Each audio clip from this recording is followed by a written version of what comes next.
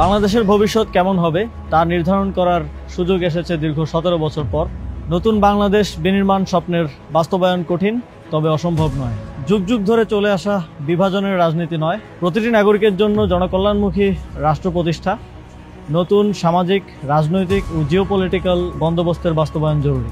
এই লড়াই সহজ নয়, তবে মতিউর রহমান, তারামন বিবি, নূর হোসেন, ফেলানী, আবরার ফাহাদ, আবু সাইদ ও মুগ্ধদের আত্মত্যাগের প্রেরণা নিয়ে আমি এই পুনর্গঠন ও বিনির্মাণের লড়াই চালিয়ে যেতে চাই। আসন্ন ত্রয়োদশ জাতীয় সংসদ নির্বাচনে আমি ধানমন্ডি, কলাবাগান, হাজারীবাগ, নিউ মার্কেট এবং কামরাঙ্গীরচরের একাংশ নিয়ে গঠিত ঢাকা 10 সংসদীয় আসনে স্বতন্ত্র প্রার্থী হিসেবে দাঁড়াচ্ছি। বড় কোনো রাজনৈতিক দলের পৃষ্ঠপোষকতা, অসংখ্য নিবেদিত কর্মী, প্রচলিত ব্যবস্থায় প্রয়োজনীয় অর্থ কোনোটাই আমার নেই।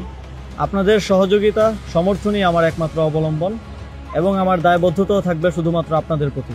আমি শুধু সংসদ সদস্য পদপ্রার্থী নই, গণভোটেরও প্রার্থী। এতগুলো প্রাণের বিনিময়ে দেশ সংস্কারের যে সুযোগ এসেছে তা বাস্তবায়নে গণভোটে হ্যাঁ ভোট দিন।